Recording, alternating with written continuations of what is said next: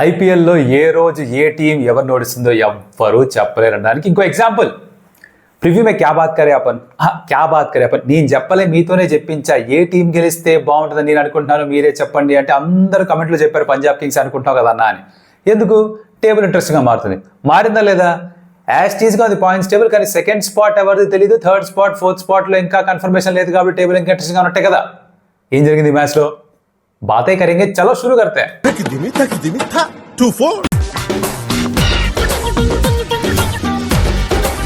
Welcome to stump tales. నా పేరు Kaushik and ఇప్పటిదాకా ఎప్పుడు కూడా ఈ ఛానల్కి వచ్చి వెల్కమ్, స్వాగతం.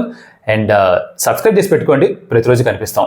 ఆల్రెడీ చేసుకున్న వాళ్ళు చాలా మంది ఉన్నారు, వాళ్ళు కమెంట్ చేస్తూ ఉంటారు. చూడండి, కమెంట్లో నచ్చినా కూడా ఏమైనా ఇంటరాక్షన్ నచ్చినా కూడా సబ్స్క్రైబ్ చేసుకోవచ్చు. చేసుకోవాలా వద్దా అనుకుంటున్న వాళ్ళు వీడియో మొత్తం చూడండి. ఎక్కడో చోట ఒక నవ్వు వచ్చిందంటే, ఒక థాట్ ప్రొవోకింగ్ స్టేట్మెంట్ ఇచ్చినా సరే సబ్స్క్రైబ్ చేసుకోండి, ఓకేనా?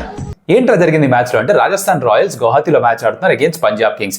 పాయింట్స్ టేబుల్లో వీళ్ళు రెండో స్థానంలో, పంజాబ్ కింగ్స్ ఎక్కడో బాటంలో ఉన్న వాళ్ళు కాస్త ఏమనుకుంటారు, ఫేవరెట్స్ ఎవరు? On paper favourites Rajasthan Royals తెలుసు, కానీ ఐపీఎల్ లాంటి టోర్నమెంట్లో ఫేవరెట్స్ అంటూ ఉండరు అని చెప్పడానికి ఒక మంచి ఎగ్జాంపుల్ ఈ మ్యాచే. బికాస్ పంజాబ్ కింగ్స్ కూడా సీజన్ మొత్తం అంతా కూడా హైయెస్ట్ సక్సెస్ఫుల్ రన్ చేసి వీళ్ళదే 262. అది కూడా ఎవరిని? టాప్లో ఉన్న టీం కేకేఆర్ని కొట్టారు. సో ఏ రోజైనా వాళ్ళు ఎవరైనా అప్సెట్ చేయొచ్చు. వాళ్ళు సరిగ్గా ఆడకపోతే ఓడిపోతారు, కానీ వాళ్ళ పొటెన్షియల్గా ఆడితే గెలవచ్చు. ఇక్కడ ఆర్ఆర్ వాళ్ళ పొటెన్షియల్కి ఆడలేదు, అందుకని వరుసగా 4వ మ్యాచ్ కోల్పోయారు. అండ్ పంజాబ్ కింగ్స్ వాళ్ళ పొటెన్షియల్కి ఆడారు, అందుకని సెకండ్ స్పాట్లోనే ఆర్ఆర్ని ఓడించారు. ఏంట్రా జరిగిందంటే, ఆర్ఆర్ ఫస్ట్ బ్యాటింగ్ చేస్తూ టాస్ గెలిచిన తర్వాత 144 పరుగులు మాత్రమే చేయగలిగారు. In his own words captain Sanju Samson చెప్పడం ఏంటంటే, మ్యాచ్ అయిపోయిన తర్వాత ఒక 15-20 రన్స్ తక్కువే స్కోర్ చేశాము, నాకు అర్థమైపోయింది అప్పటికే. 160 కనీసం కొట్టుండాల్సింది, మాకున్న బ్యాటింగ్ లైనప్కి మాకున్న బలానికి అన్నారు. జరగలే. దాంట్లో లోకల్ బాయ్ పరాగ్ ఒక 48 కొట్టాడు కాబట్టి, అశ్విన్ మరోసారి నంబర్ 5లో వచ్చి ఒక 28 కొట్టాడు కాబట్టి ఆ మాత్రం వచ్చింది, కానీ లేకపోతే మిగతా అంతా కూడా అలా వచ్చి వెళ్ళిపోయిన వాళ్ళే. అందరూ మెరుపుతీగల్లాగా వచ్చి వెళ్ళిపోయారు ఈ మ్యాచ్లో. సో అందుకనే పార్ట్నర్షిప్స్ లేవు, సైజబుల్ కాంట్రిబ్యూషన్ లేదు, కావాల్సిన స్కోరు రాలేదు. In terms of bowling, Sam Curran ఒక 2 వికెట్లు తీసుకున్నాడు, హర్షల్ పటేల్ ఒక 2 వికెట్లు తీసుకున్నాడు, రాహుల్ చహర్ ఒక 2 వికెట్స్ తీసుకున్నాడు. సో పంచుకున్నారు బేసిక్గా, అందరూ చిప్పింగ్ చేశారు. కండిషన్స్ బ్యాటింగ్ అంతా అనుకూలంగా లేవు, ఏ మాటగా మాట. ఎందుకురా అంటే కొంచెం స్లోగా ఉంటుంది. 200, 230, 40, 50, 80 చూసేసిన సీజన్ కాబట్టి కొంచెం స్లోగా ఉన్నా కూడా అరే ఏంద్రా ఈ వికెట్ అసలు కొంచెం కూడా హెల్ప్ చేస్తుంది బ్యాటర్స్కి అన్న ఫీలింగ్ కలగడం సహజం. కాకపోతే ఇలాంటి వికెట్స్ ఉన్నప్పుడే బ్యాటింగ్ యాజ్ ఎ స్కిల్ కూడా టెస్ట్ అవుతుంది. దాంట్లో ఆర్ఆర్ కొంచెం షార్ట్, ఒప్పుకోవాలి. వరుసగా 4వ మ్యాచ్ ఓడిపోయారు. The seeing dip in the form. మొదటి 9 గెలిచారు కాబట్టి వాళ్ళు 16 పాయింట్స్ క్వాలిఫై అయిపోయారు. కానీ ఇప్పుడు జాస్ బట్లర్ కూడా వెళ్ళిపోయాడు. మరి తర్వాత మ్యాచ్ ఇంకోటి నెక్స్ట్ ఆడాల్సింది కేకేఆర్తో. గెలిస్తేనే సెకండ్ స్పాట్, లేకపోతే ఎలిమినేటర్ ఆడాలి. ఇంత బాగా ఫస్ట్ ఫేజ్లో ఆడి ఎలిమినేటర్ ఆడాల్సి వచ్చి డూ ఆర్ డే గేమ్లో పొరపాటున ఓడిపోతే ఇంటికి వెళ్ళిపోవాలి. ఎవరన్నా కోరుకుంటారు? అది ఎవరు కోరుకోరు. బట్ మనకేమిట్రా అంటే నాలాంటి వాళ్ళకి ఏమిట్రా అంటే, ఆఖరి మ్యాచ్ కూడా ఇంట్రెస్టింగ్గా మారిపోతుంది ఫర్ ఆర్ఆర్ అగేన్స్ట్ కేకేఆర్. సరే, ఈ వీళ్ళ బ్యాటింగ్లో ఒక ఇంట్రెస్టింగ్ విషయం ఏమిట్రా అంటే, టామ్ కోలర్ క్యాట్మోర్ TKC తను ఏం చేశాడు అంటే, ఓపెన్ చేశాడు బ్యాటింగ్, ఓ మంచి 6 కొట్టాడు, బాగానే ఉంది. బట్లర్ స్థానంలోకి వచ్చి బ్యాటింగ్ చేశాడు. అబ్వియస్లీ తన T20 ఇంగ్లాండ్ వరల్డ్ కప్ స్క్వాడ్లో లేడు కాబట్టి తను ఆడాడు. అది తను మెడకి ఈ or something, it's called Q collar. Google చేయండి, అంతర్జాలంలో ఎత్తితే మీకు దొరుకుతుంది. క్యూ కాలర్ అంటారు దాన్ని. అదేమిట్రా అంటే, యాక్చువల్లీ మెడకి ఉన్నా కూడా హెడ్ ఇంజురీస్ నుంచి కాస్త కాపాడుతుంటా. ఇది భలే ఉంది అబ్బా. సంబంధం లేకుండా మాడుతున్నావు అంటే ఉంది సంబంధం. ఎందుకురా అంటే, జగులార్ వెయిన్ అని ఉంటుంది. జగులార్ వెయిన్, JUGULAR. కొంచెం బయాలజీలోకి వెళ్తున్నాను, ఏమనుకోవద్దు. ఇంట్రెస్టింగ్ పాయింట్, అందుకే చెప్దాం అనుకుంటున్నా. జగులార్ వెయిన్ బేసిక్గా మీ మెడ వెనకాల భాగంలో ఉంటుందన్నమాట. It connects to your brain.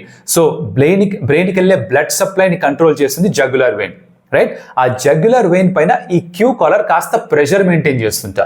ఆ ప్రెషర్ మెయింటైన్ చేసిన వల్ల ఏమవుతుంది, blood supply to the brain పెరుగుతుంది. సాధారణంగా హెడ్కి ఏమైనా ఇంజురీ అయితే, ఏమైనా దెబ్బ తగిలినా కూడా, కాంటాక్ట్ స్పోర్ట్లో కావచ్చు, ఇక్కడ బౌన్సర్ వేసినప్పుడు కావచ్చు, back of the head bouncer తగిలినా కావచ్చు, లేకపోతే like for example American football చూసారా, ఒకళ్ళు ఇట్లా డిక్కు అని సరదాగా అక్కడ గట్టి కొట్టుకుంటారు కావాలని. అలాంటప్పుడు కంకషన్స్ అవుతూ ఉంటాయి, ఈ కాంటాక్ట్ ఎక్కువ అవుతుంటాయి. ఎందుకంటే మేజర్ ప్రాబ్లం ఏంటంటే, హెడ్ ఇంజరీ అవడానికి అక్కడ బ్లడ్ సప్లై కాస్త తగ్గిపోతుంది, కన్స్ట్రిక్ట్ అయిపోతుంది అనమాట బ్లడ్ సప్లై. దానివల్ల ఇంజరీస్ ఎక్కువ అవుతాయి. ఈ జగులార్ వెయిన్ పైన ఆ క్యూ కాలర్ కాస్త ప్రెషర్ పెట్టి ఉంచడంతో బ్లడ్ సప్లై పెరుగుతుందిట. That reduces the risk of brain damage. ఆ బ్రెయిన్ టిష్యూ డ్యామేజ్ రెడ్యూస్ చేస్తుంట. చాలా తక్కువ మంది ఇది వాడుతున్నారు, బట్ ఈ కోలర్ క్యాట్మోర్ అనే అతను రెగ్యులర్గా కన్సిస్టెంట్గా ఇది వాడుతున్నారు. అండ్ ఏదో స్టాట్స్ కూడా దీని పరంగా ఇంత percentage reduction of brain injuries, it's more beneficial అని చెప్పేసి ఈ తయారు చేసిన కంపెనీ వాళ్ళు కూడా క్లెయిమ్ చేస్తున్నారు.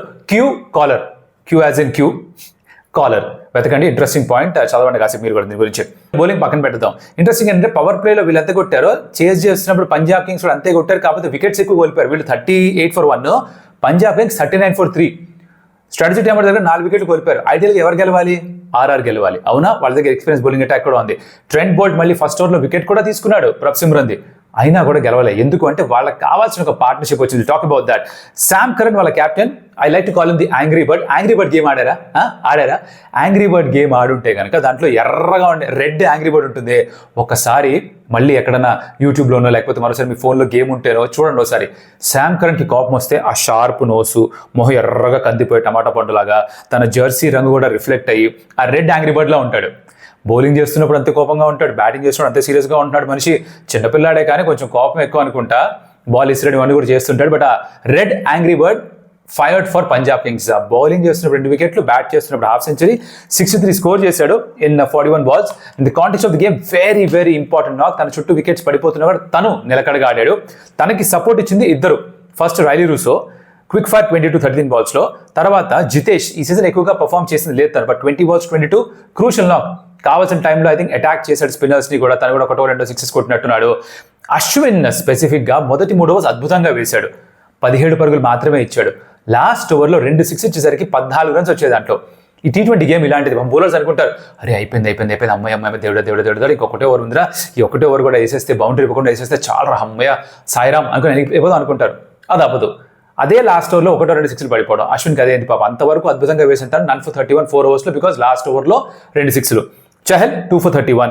ఆవిష్ ఖాన్ ఒకే ఓవర్లో 2 వికెట్స్ తీసుకున్నాడు. అక్కడే వాళ్ళు యాక్చువల్లీ గేమ్లోకి వెనక్కి వచ్చారన్నట్టుగా అనిపించింది, బట్ సరిపోలేదు. అశుతోష్ ఇంపాక్ట్ సబ్గా వచ్చాడు, తను ఒక క్విక్ ఫైర్ 17 ఒకటి స్కోర్ చేశాడు. సో శామ్ కరన్ జితేష్ మధ్యన ఒక 50 పరుగుల పార్ట్నర్షిప్ ఏదైతే ఉండిందో అదే ముఖ్యమైన కారణం పంజాబ్ కింగ్స్ గెలవడానికి అండ్ ఆర్ఆర్ని అప్సెట్ చేయడానికి. దాంతో ఏమిట్రా అంటే పంజాబ్ కింగ్స్ కోయి డాన్స్. నేను ఏడు చెప్పాను, నేను ప్రివ్యూలో ఏడు చెప్పాను, కాలర్ ఎగరేసుకుని వెళ్తారు, టాప్ 2 teams కొట్టి వెళ్తున్నావు రా అంటారని చెప్పాను లేదా? కేకేఆర్ని కొట్టారు హై స్కోరింగ్ రన్ చేజ్లో, ఇక్కడ ఆర్ఆర్ని కొట్టారు ఒక మీడియం రన్ చేజ్లో. వాళ్ళు బేసిక్గా కాల్ రెగ్రెసివ్, బయటికి వెళ్ళిపోయాం కానీ టాప్ 2 teamsని కొట్టిపోతున్నాం, అర్థమవుతుందా రజ్జా అనుకుంటే వెళ్ళిపోతారు వాళ్ళు.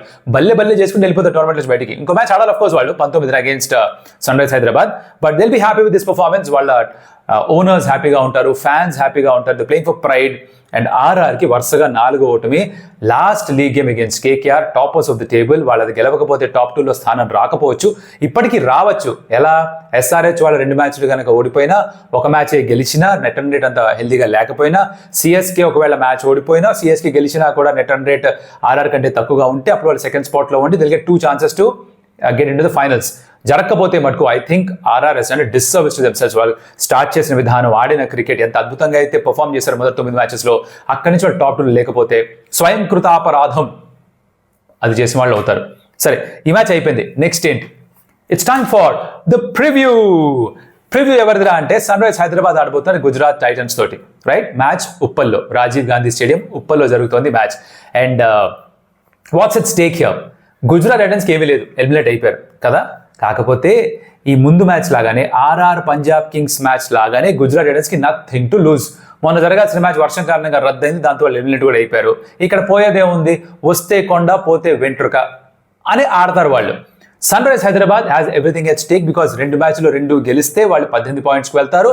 టాప్ 2 స్థానాల్లో ఒకటి దొరుకుతుంది, which is a crack at the finals for 2 times potentially. Right, అది ఇంపార్టెంట్. లేదు, ఇది ఓడిపోయారా, 19 ఆడే గేమ్ అగేన్స్ పంజాబ్ కింగ్స్ చాలా ఇంపార్టెంట్గా మారిపోతుంది, డూ ఆర్ డైగా మారిపోవచ్చు. డిపెండింగ్ ఆన్ 18న ఆర్సీబీ సిఎస్కి గేమ్ ఎటువైపు వెళ్తుందో దాన్ని బట్టి వాళ్ళ రిజల్ట్ మారిపోవచ్చు. సో అట్ ది అవుట్ సెట్ నేను కోరుకునేది ఏంటి? ఇంటెలిజెంట్ బాయ్ ప్రణవ్ చెప్పాలి. ఇప్పుడు నేనేం కోరుకుంటున్నాను ఈ మ్యాచ్లో? తిట్టుకోకండి. ఇప్పుడు నాకు ఒక ఫేవరెట్ టీం అంటూ లేదు, అన్ని టీమ్స్ ఈక్వల్లీ ఇష్టం. నాకు కావాల్సిన ఏంటంటే ప్రతి మ్యాచ్ ఇంట్రెస్టింగ్గా ఉండాలి. దానికి ఎలా అయితే ఆర్ఆర్ని పంజాబ్ కింగ్స్ అప్సెట్ చేయాలని కోరుకున్నానో అలాగే అదనమాట మ్యాటర్. జరుగుతుందా? జరగకపోవచ్చు. Because again on paper right now form చూసుకున్నా, వాళ్ళ ప్లేయర్స్ ఆడుతున్న విధానం చూసుకున్నా, బ్రాండ్ ఆఫ్ క్రికెట్ చూసుకున్నా, sun rise Hyderabad starts as the favourite ఈ గేమ్లో. రైట్, వాళ్ళ ప్లేయింగ్ లెవెన్లో మార్పులు చేసుకోవాల్సిన పని లేదు. ఐ థింక్ 3rd ప్లేస్లో ఎవరు నడుస్తారో చూడండి. That most interesting thing for them. Who are they going to play? Indian middle order batter ఎవరు నెంబర్ 3లో? నితేష్ ఎలాగో 4లో ఆడుతున్నాడు. 4th ఫారెన్ ప్లేయర్ గ్లెన్ ఫిలిప్స్ని తీసుకొస్తారా తీసుకురారా చూడాలి. ఏం పర్లేదు మనోడే. మొన్న మ్యాచ్లో ఏమో విజయ్ కుమార్ ఒక శ్రీలంకన్ స్పిన్నర్ తన్ని ఆడించారు, మళ్ళీ తన్ని ఆడిస్తారా? వికెట్స్ కొంచెం స్లో అయిపోతున్నాయి. సో ఇంకా స్లో అయిపోయిందంటే obviously spinner will come in to play. They might want to play an extra spinner in terms of Vijay Kumar. అదే జరిగితే కనుక you might not see Glenn Phillips, you might not see Markram also. So ఈ కాంబినేషన్లో నంబర్ 3లో ఆ Indian batter ఆడతాడు, అలాగే ఎక్స్ట్రా స్పిన్నర్ ఆడతారు in terms of Sri Lankan leg spinner. ఇది మాత్రమే విషయాలు చూసుకోవడానికి, మిగతా అంతా యాస్టీస్గా ఆడతారు నాకు అనిపిస్తుంది. మార్పులు చేసుకోవాల్సిన పని లేదు. He had a resounding win Sun rise Hyderabad. 10 overs లోపల 166 చేజ్ చేశారు వాళ్ళు. మామూలు విషయం కాదు అది. Confidence is sky high. వాళ్ళ ఆట తీరు ఎలాంటిదే. Of course some days it comes off, some days it doesn't. ఈ మ్యాచ్లో ఫ్యాన్స్, టీమ్, మేనేజ్మెంట్ అందరూ కోరుకుని it has to come up, because ఇక్కడ కనుక గెలిచేస్తే they seal the spot of qualification. Top 2 తర్వాత సంగతి, ముందర టాప్ 4లోకి అయితే వెళ్ళిపోతారు, ఇంకా కంగారు లేదు వాళ్ళకి. సో వాళ్ళు ఖచ్చితంగా కోరుకునేది ఈ మ్యాచ్ గెలిచేయాలి, 19 దాకా వెళ్ళకూడదు మహాప్రభో అని కోరుకుంటారు వాళ్ళు. కానీ నాలాంటి వాళ్ళు ఏం కోరుకుంటారంటే నాకు ప్రతి మ్యాచ్ ఇంట్రెస్టింగ్ అవ్వాలి కాబట్టి. అదనమాట సంగతి. తిట్టేవాళ్ళు తిట్టుకుంటారు, బట్ నా సెల్ఫిష్ మోటివ్ నాది. I need every game to be interesting. నాలా ఆలోచించే వాళ్ళు కూడా ఉన్నారు అని కామెంట్స్ చూసి నాకు అర్థమైంది. మీరు అర్థం చేసుకోగలిగితే ఎందుకు చెప్తున్నారో మీ ఇష్టం. మీరు అర్థం చేసుకోలేను అలా ఎలా అంటారా, అది సరే, okay, because this is my opinion, but what I'm still saying is SRH is the favorite side going into the match. GT ఏమైనా మార్పులు చేసుకుంటారా? I don't really think so. They'll probably go with the same 11 also. They would be tempted to be an extra spinner because Sai Kishan ఆడిస్తారేమో. ఒకవేళ pitch కనుక స్లోగా ఉంది అనిపిస్తే extra spinner ఆడించినా కూడా ఆశ్చర్యపోను నేను. That might happen. So depending on bowling first batting first, 11s combinations మారుతూ ఉంటాయి. Do I expect high scoring run pest? Not really, because కాలక్రమేణా మ్యాచ్ జరుగుతున్న కొద్దీ ఏం జరుగుతుంది అంటే పిచ్ కాస్త స్లో అయిపోతుంది, తన స్వభావం మారిపోతుంది. సో రన్స్ ఎక్కువ రావట్లేదు కాబట్టి మళ్ళీ ఆ 200 లాగా రావేమో. SRH మొదట బ్యాటింగ్ చేస్తే రావచ్చేమో. వాళ్ళు మొదట బ్యాటింగ్ చేస్తే ఇఫ్ దే గెట్ గోయింగ్ వాళ్ళు ఎంత స్కోర్ చేస్తారో ఎవరికి తెలియదు. But if they end up chasing like most teams want them to chase, then we don't know GT ఎంత స్కోర్ చేస్తారని తెలియదు మనకి. But 200 maybe not. వస్తే I'll be surprised, I'll be pleasantly surprise if it happens. And will see ఏం జరుగుతుందో మ్యాచ్లో. And దానికి సంబంధించిన రివ్యూతో మళ్ళీ కలుస్తా. అఫ్ కోర్స్ ఇప్పటిదాకా చూసిండే కనుక థ్యాంక్ యూ సో మచ్. ఇంకో ఇంట్రెస్టింగ్ విషయం ఏంటంటే అంటే 2 ఉన్నాయి. ఒకటి, T20 వరల్డ్ కప్ నేను కామెంటరీ చేయను. That's gonna be broadcast on Hotstar and Star Sports. So నా కాంట్రాక్ట్ అక్కడ లేదు, నా కాంట్రాక్ట్ GSM ఉంది కాబట్టి నేను అక్కడ కామెంటరీ చేయను. సో నేను ఆ మ్యాచ్ జరుగుతున్నప్పుడు యూట్యూబ్లో వాచ్ లాంగ్స్ చేద్దాం అనుకుంటున్నాను. If you're interested do height comment call interested. Already చేశారు చాలా మంది, బట్ కొత్తగా మీరు ఫ్రెష్గా చూస్తుంటే కనుక ఇంట్రెస్టెడ్ అంటే ఒక కమెంట్ పెట్టండి. I understand that this some interest in the community about that. And మీ ఫ్రెండ్స్కి కూడా షేర్ చేయండి దట్ ఇలాంటి రాబోతుందిరా, అది కాబోతుందిరా, సబ్స్క్రైబ్ చేసుకోండి అని. మీరు సబ్స్క్రైబ్ చేసుకోండి అదే చేత్తో. అండ్ ఒక 3 చెప్పండి, వాళ్ళే చేసుకోమని చెప్పండి. జామెట్రిక్ ప్రోగ్రెషన్ వాడదాం మనం. అర్థమెటిక్ ప్రోగ్రెషన్ కంటే జామెట్రిక్ ప్రోగ్రెషన్ తోటి కొంచెం వైరల్ అవుతాం కదా బేసిక్గా. So I prefer GP here.